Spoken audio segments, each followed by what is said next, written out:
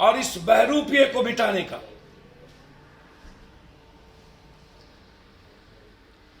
एक बार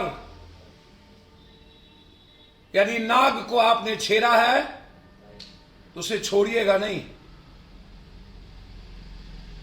नागिन को छेड़ने के बाद नाग डसता ही है।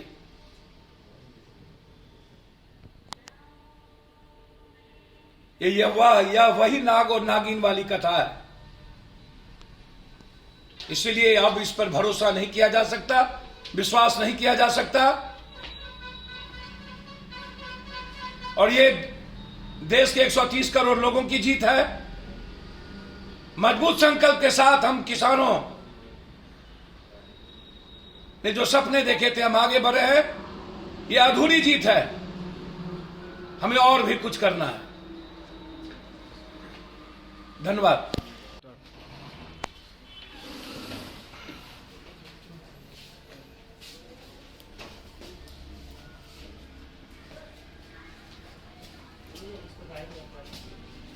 जुल्म, अत्याचार और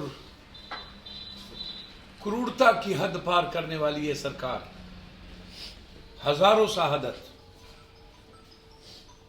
आतंकी तक कहा गया, उग्रवादी तक कहा गया, हर किसानों को 1 साल तक हिटलर, मुसोलिनी, जार से भी ज्यादा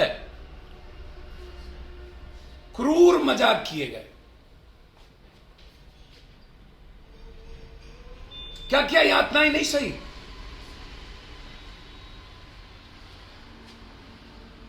गुरु नानक देव जी के इस जयंती पर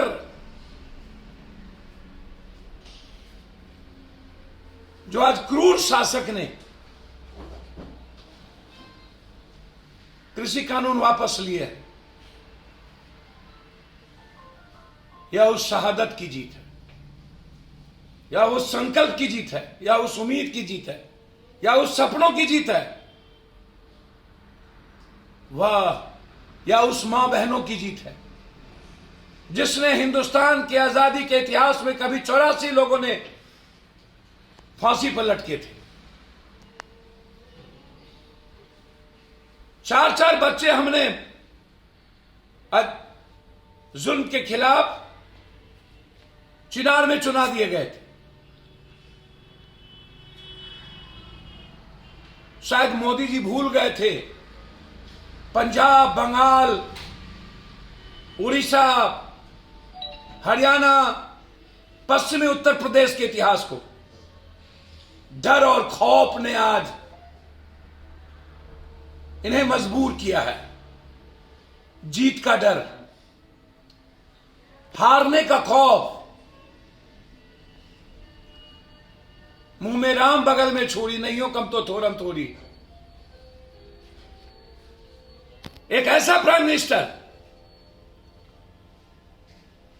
जो वोट के लिए हिसाब से जीता हो, चलता हो, वोट के हिसाब से काम करता हो। बंगाल में कुछ, असम में कुछ, यूपी में कुछ, यूपी के पूर्वांचल में कुछ, यूपी के उत्तर पश्चिम में कुछ। एक और सवाल कि आप हमेशा गिरगिट की तरह रंग क्यों बदलते हैं? चोरी भी सीना जोरी भी, ये कैसा बहादुरी। आप नोटबंदी से लेकर के, जीएसटी से लेकर के, कोरोना से लेकर के हमेशा अपने मानवता के लिए आप खतरा बने हैं, इंसानियत के लिए खतरा बनते गए। और सदन में जब आप ये कहते नहीं बोल रहे थे कि यह कृषि बिल कानून किसानों के हित में है, तो फिर आज किसान के अहित में आपका ये निर्णय क्यों हो? आपको 1 साल पहले किसानों के हित की बात समझ में नहीं आई? आज दुनिया का कौन सा ऐसे लोग हैं, ऐसी टीम है कि आपको इन्होंने बताने में सफल हो गए कि नहीं अब वह निर्णय गलत था या निर्णय सही है? इसे समझने की जरूरत है। कोई सफल नहीं हुए, जनता सफल हुई। जब वोट का चोट पड़ना शुरू हुआ तो इनके भीतर पागलपन और कुलबुली शुरू हो गई। इसीलिए जनाब, इसके नीयत को समझिए, इसके चाल चरित्र को समझिए, इसके तरीके को समझिए। माफ मत करिएगा ऐसे, अन्यथा सूद ब्याज सहित ये कभी न कभी बदला ले लेगा। ये ख्याल रखिए।